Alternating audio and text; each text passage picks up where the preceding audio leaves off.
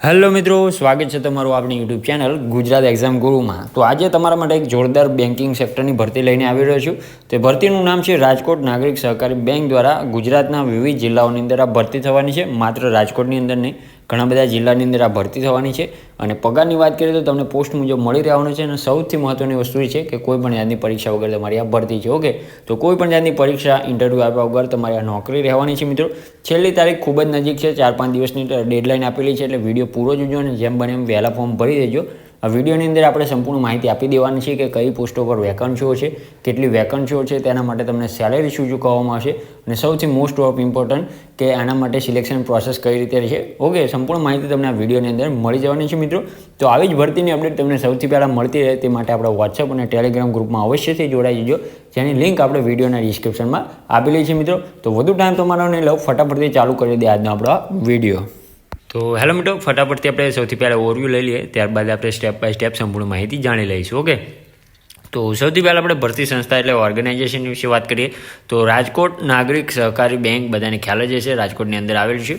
પરંતુ આ જે ભરતી છે વિવિધ જિલ્લાઓની અંદર રહેવાની છે। પોસ્ટની વાત કરીએ તો મલ્ટિપલ પોસ્ટ છે, કઈ પોસ્ટ છે એ પણ આપણે ડિટેલમાં જોઈ લઈશું। વેકન્સીઓ પણ જોઈ લઈશું, કેટલી વેકન્સી છે। મોડ ઓફ એપ્લાયની વાત કરીએ તો ઓનલાઈન તમારે ફોર્મ ભરવાનું રહેશે, તમને લિંક પણ હું ગ્રુપમાં આપી દેવાનો છું। ઓકે, એટલે એની ચિંતા ના કરતા। જોબ લોકેશનની વાત કરીએ તો ગુજરાતના અલગ અલગ જિલ્લાઓમાં છે। ભલે રાજકોટ નાગરિક સહકારી બેંકની ભરતી છે, માત્ર રાજકોટ પૂરતી જ નથી, બીજા પણ જિલ્લાઓમાં છે, જણાવી દઈશ કઈ જગ્યા ઉપર છે। સેલેરીની વાત કરીએ તો એઝ પર પોસ્ટ તમારી આની અંદર સેલેરી રહેવાની છે।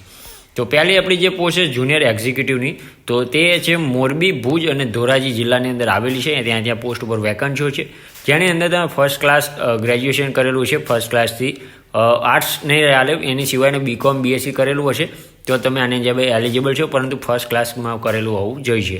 ત્યારબાદ પ્યુનની વેકન્સી છે, એની અંદર રાજકોટ અને ભુજની અંદર આ વેકન્સીઓ છે, જેની અંદર તમે કોઈ પણ જાતનું ગ્રેજ્યુએશન કરેલું હોય, BA BCom BSc, તો પણ આની માટે તમે એલિજિબલ છો મિત્રો।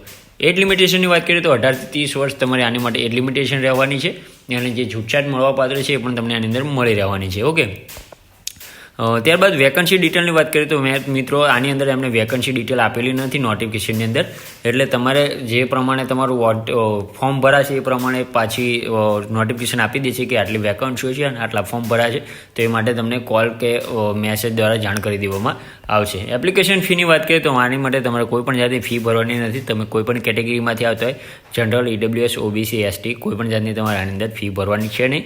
ઇમ્પોર્ટન્ટ ડેટ જોઈ લે કે લાસ્ટ ડેટ શું છે, ક્યારથી ચાલુ થઈ છે। તો નોટિફિકેશન રિલીઝ અને ફોર્મ ભરવાના ચાલુની વાત કરો તો 26 તારીખથી ફોર્મ ભરવાના ચાલુ થઈ ગયા છે મિત્રો।